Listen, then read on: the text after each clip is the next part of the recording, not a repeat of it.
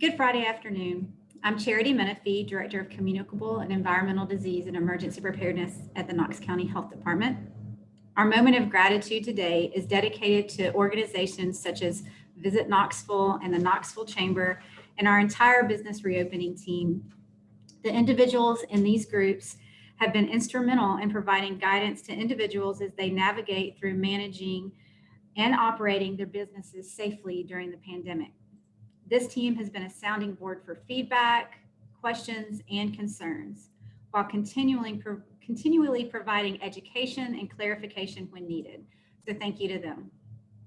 As a reminder, the next Board of Health meeting will take place next Wednesday, July 15th from 5 to 7 p.m. via Zoom streaming. The public can watch the meeting live on Knox County's YouTube channel or the Knox County website. Now we'd like to take a quick minute to make a note about testing at KCHD. Due to the volume of people wanting to be testing, we are experiencing long wait times, sometimes more than an hour.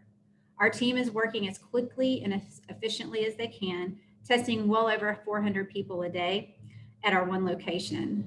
So we ask folks to please be patient. If you're coming to KCHD for testing, please bring water while you're waiting in line. And you can bring a lawn chair to sit on if you want. And remember to physically distance and wear a mask. And as a reminder, a negative test result is just a snapshot in time. While testing is critical to identify and break the chain of transmission, it does not prevent you from getting the virus. This, your mask, the 5 core actions, all of them together are prevention, not the test. If you want to be tested, we encourage you to do so. But please remember that a negative test does not mean that you are immune to the virus. And now we'll move into the local situation. We have 1,526 confirmed cases of COVID-19 in Knox County. Additionally, we have 43 probable cases. 808 of our cases have recovered, giving us 708 active cases. Due to an issue with reporting hospitalization figures, we are refraining from publishing updated data until that can be resolved and we can be sure of the accuracy in our numbers. Because of that, hospitalization data including the chart, details, and the detailed hospitalizations rates chart will be updated as soon as we can, but likely won't be until next week. While we can't report Knox County hospitalizations for today for Knox County residents, for the reasons I just mentioned, in order to provide some local perspective on the local hospitalizations, we can provide the regional data from the same data sources that we use in our benchmark data. And with that said, we currently have 84 hospitalized cases in our region, and that's the 16 county region with 19 hospitals, and that can be anybody with a Knox County resident or any other county address, but that's what's in the hospitals as of last night's reporting. We are also thankful to report that we have no additional deaths due to COVID or complications from COVID-19, keeping our total at 10. I want to take a few minutes to draw attention to our active case count. At 708 active cases, the virus is more in our community now than it has ever been. We know our hospitalization numbers are trending up and the number of deaths have doubled from what they were a little more than a week ago. I'm not saying this to scare you or start a debate about the seriousness or legitimacy of this virus. I'm simply telling you what we know. We know COVID-19 is spreading in our community. We know it is sending people into the hospital, and we know that it is tragically cutting short the lives of some in our community. I think we can all agree on these 3 things. That is why we are continuing to encourage everyone in our community to be mindful when they are out in public. Take every precaution to keep yourself and the people around you safe.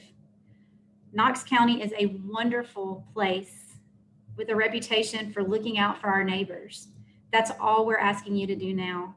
Wear a mask, stay 6 feet apart, wash your hands, clean surfaces frequently, and stay home when you're sick, or if we've asked you to stay home.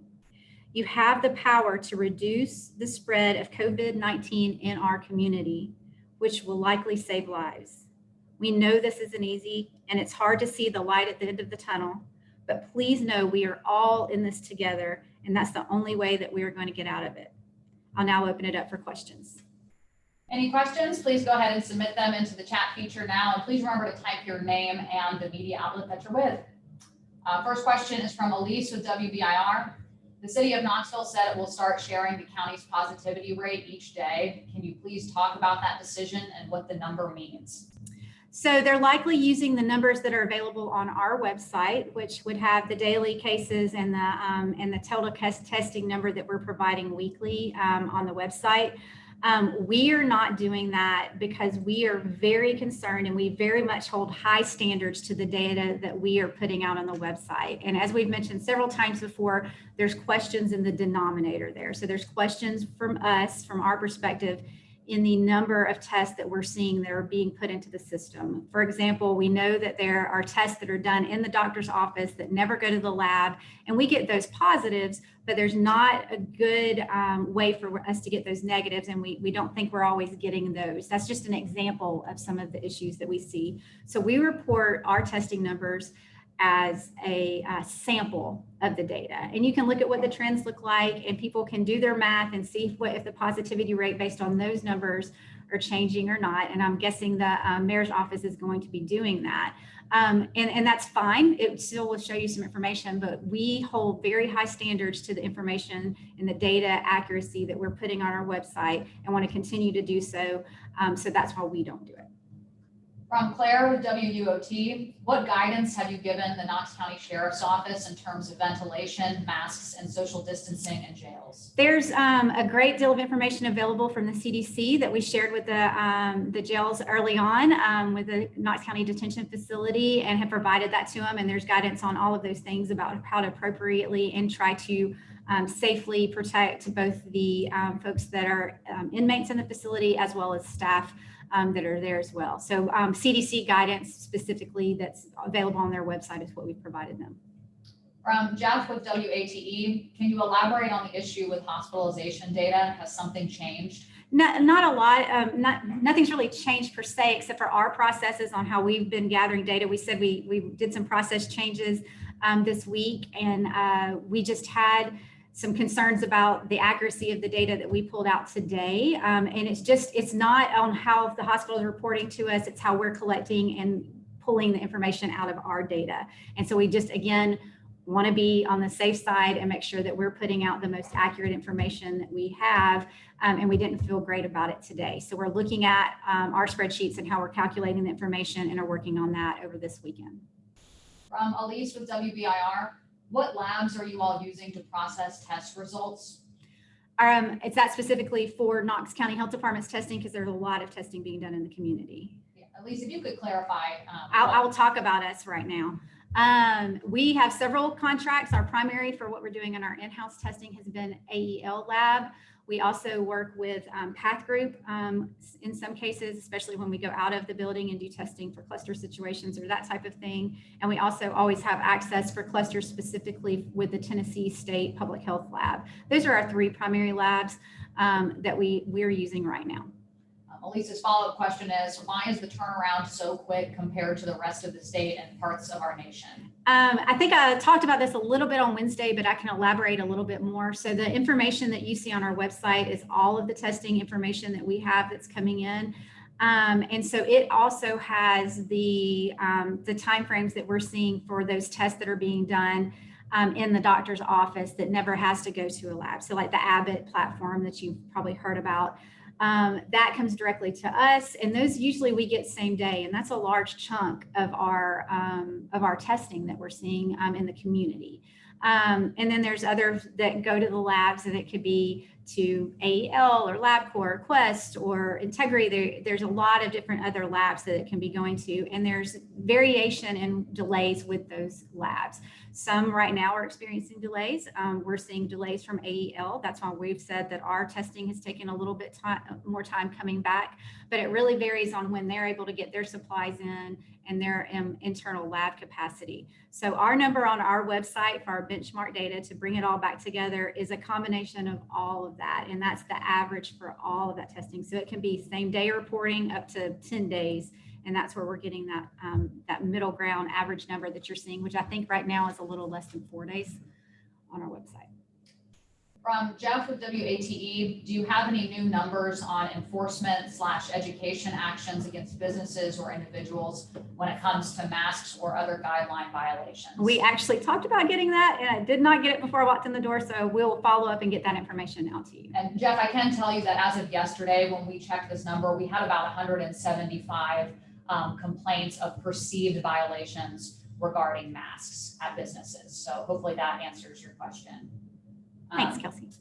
From Elise with WBIR, are you including negative test results in the reporting turnaround time calculation? And if so, how is that possible if you're not sure how many are being conducted? Yeah, I explained this Wednesday as well, I think. They do come into that play because they affect lab capacity. So positives or negatives do. We are utilizing the numbers that we're presenting to you as our testing numbers. So what we feel confident in, what gets reported on our website weekly for testing numbers, we use the timeframes on those, whether they're positive or negative, to get the average testing time frame. Again, that's using the sample. That's what we call it on our website, the sample total testing numbers. Also from Elise with WBIR, of the 5 recent deaths that you've reported, what date did they die and how long is that lag in reporting? The reporting of the deaths we're getting as soon as they, as soon as we're notified, we report it the next day, and it's typically same day or day after when we receive those results. And those can come in from the hospitals or the medical examiner's office or the state medical examiner's office. But I can't give you the exact dates at this time because I don't want to mess it up. I don't have it in front of me. You can pull them. We've been reporting them every day that we've known about them.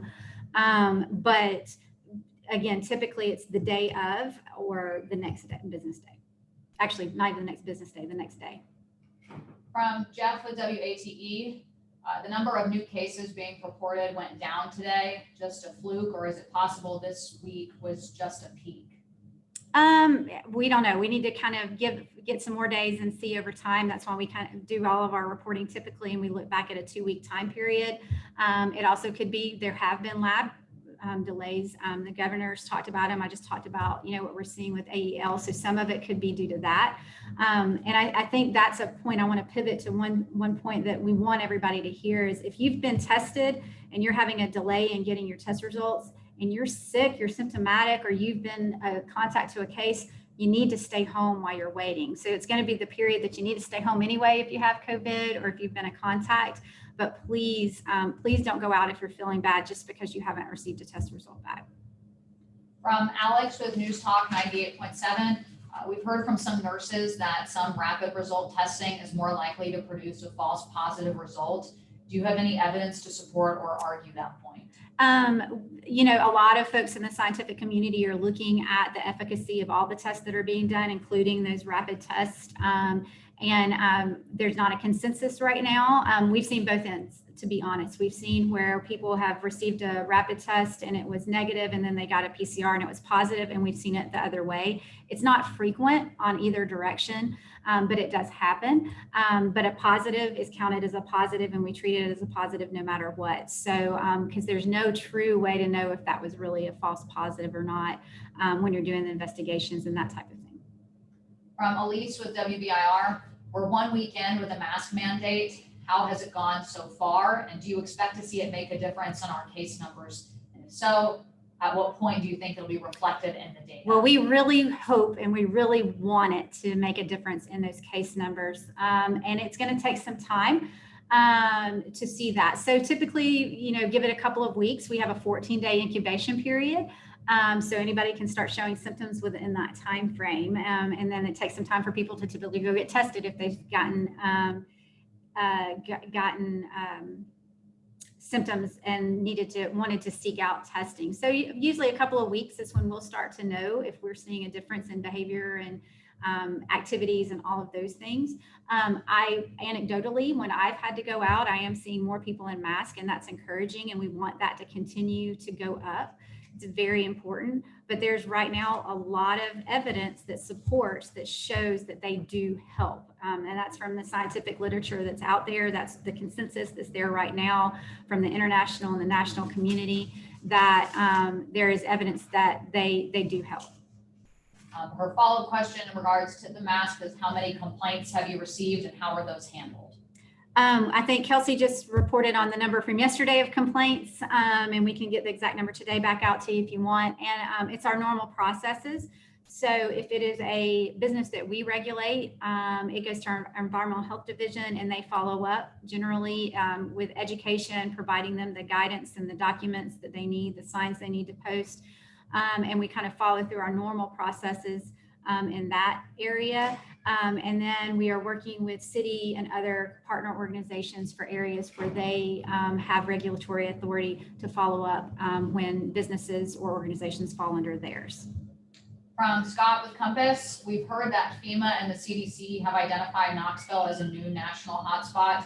Have those agencies officially reached out to KCHD about this? Yes, we actually were notified on Tuesday that somebody from CDC and from ASPR, which is the Assistant Secretary of Preparedness and Response Office in the Department of Health and Human Services, it's a mouthful, ASPR and FEMA were going to be visiting us on Wednesday.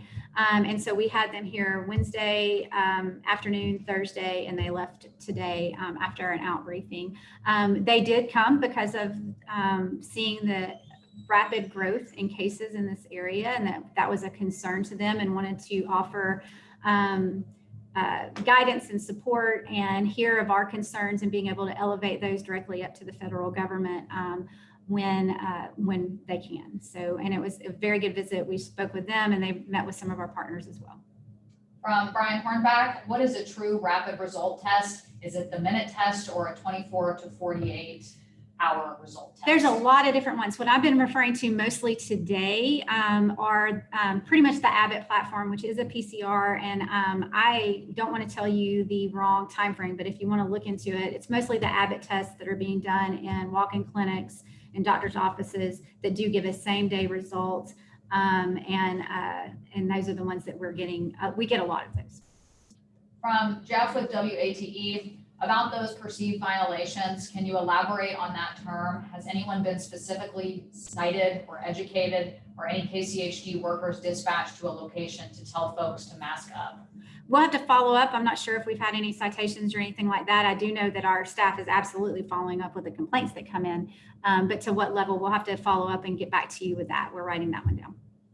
From Elise with WBIR, for the first time, Knox County is now over the state's disease burden threshold with an average of 10 or more new cases per day per 100,000. What is your comment on that? You know, it's concerning. I mean, and that's how we ended up with CDC here. That's why, I mean, you heard my comments at the beginning of this briefing. We're worried about it, and we really need everybody to get on board in the community to continue to do the 5 core actions. We absolutely know they help prevent the spread of this disease. And if we want to continue to move forward, we've been talking a lot about how the prevention methods that we're recommending, they're not about just public health or just the economy, it's about both. And so we need to continue to do everything we can to prevent and slow the spread of this disease within our community. So that's where we are today with the growing numbers. Also from Elise with WBIR, do you work with nursing homes to inform them of visitation guidelines, and how do these numbers change your process? We work, the nursing homes fall under very specific guidance from the Tennessee Department of Health. Healthcare facilities in general all kind of follow under their realm, and we work at their direction. But we absolutely do provide guidance and guidelines to them based on the Tennessee Department of Health's directions and directives. When we have cases in nursing homes or questions or concerns, there's also processes to get infection prevention specialists to them to help provide guidance, and they're doing testing regularly. All of that is working directly with the nursing homes and Tennessee Department of Health to make sure we're all having a concerted effort there. It looks like Scott and Jeff have a pretty similar question. They asked, will the CDC/FEMA result in any changes to KCHD's response to the pandemic? And if so, what would those changes entail, and what support did they offer? changes, we'll have to see what comes. They were just here. We haven't gotten a full report back yet. They just left a couple hours ago. But I think that they are advocating on our behalf to both the state and the federal government of things that that would be helpful for here. I mean, they heard things about testing concerns and needing to have more dependable laboratory capacity and testing capacity and faster testing and all of those things. They heard a lot about a lot of different concerns. So they heard about concerns from our staff and how they're handling stress and all of the concerns that go with working in this environment. It's an emergency that is lasting a long time. Normally there's, when there's a hurricane or an earthquake, not to diminish those, but there's an endpoint relatively quickly for those types of events. And this one, we're going on, I think we're in month 5 at this point. And there's not an end in sight. And so they heard concerns about that and going to be providing us information on those types of things. And then just helping with funding questions and all of those things that we have. So we'll see, but nothing specific I can come back with right now. From Vincent with the Sentinel, we have had a mask order and closure orders at various phases of the pandemic. What, if any, additional measures remain for the board to implement? What hasn't been tried that might be tried? Wow, I don't know. That's a good question and a good discussion for the Board of Health. It's going to be their job to talk about that as we move forward through this pandemic and talk about all the different options that we have. Everything from more surgical focus on specific areas of concern and things that we can do there to broader recommendations. They'll be deciding those things. From Elise with WBIR. Last week, Knox County reported a few nursing home staff members tested positive. Any update on those or any additional clusters in the county? I honestly don't remember what we reported on last week, so I don't want to give you misinformation. We have had some cases in nursing homes. You'll see them on the state website, and we typically direct, because we try not to provide a lot of detailed information on clusters, to either the cluster location on the website or to the State Department of Health who's reporting that. But we have seen a few more, nothing large, not much in residents. It's typically staff members, which makes sense because they're the ones coming and going. Again, working very closely with them to make sure that all of the prevention and methods and safety methods that they can have in place to protect the residents is there as much as possible. Also from Elise with WBIR, why are the Board of Health meetings moving back to a virtual setting? The governor's order allowed those to go back to a virtual setting, and we just feel like that's the safer way to have those meetings. We are doing, as we are right now with you all, with the Zoom meeting, we're doing virtual meetings as much as we possibly can because we feel like during this pandemic, that's the safest way to do it, and we'll continue to do so. From Jeff with WATE, will KCHD present any plans or recommendations to the health board related to the benchmark red lights? Yeah, we'll have to see, and Dr. Buchanan will make all of her recommendations directly to the board next week. From Elise with WBIR, have the hospitals had any issues with PPE acquisition?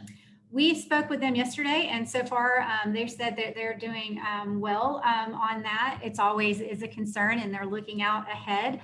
And again, that was one of the things we talked about with CDC, was making sure that we have a reliable supply there as well.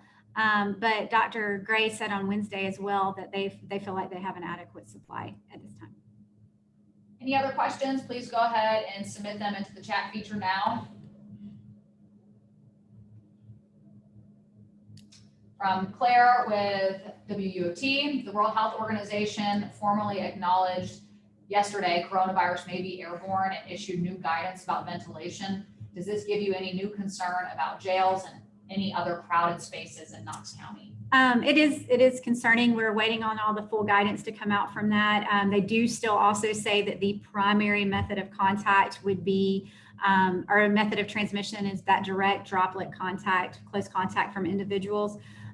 But we are waiting to see on how the guidance changes and is updated, and keeping an eye on it. But going back to mask and keeping social distancing and all those things still do help in that situation. Because again, the mask is to keep the virus that I'm coughing out or talking and spewing out of the air and not circulating. So it should help. Any other questions? Please go ahead and type them in now. Also from WOT, how many representatives from the CDC were here and when do you expect a report from them?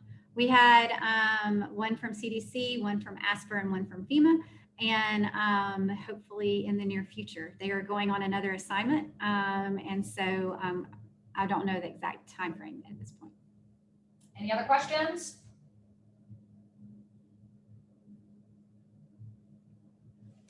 From Scott with Compass, what is the significance of the CDC ASPR FEMA visit? On one side, I mean, it was very significant to know that that our area was highlighted as an area of concern. I think they said there's 14 of these visits that have happened over the past 2 weeks, with us being one of them. I think that reiterates the message that we've been saying. This is very much present in our community. Our hospitalizations are going up at a rate that we're not happy with. You know, the increase in deaths we've had are concerning, and we really need everybody to get on board. I mean, from all the way from the federal government, they're seeing we need to be on board with those 5 actions to help mitigate this and help limit the transmission of this virus in our community. All right, last call. Any questions? All right, not seeing any other questions come in. So thank you all for joining us. We hope you have a great and safe weekend, and we will see you on Monday.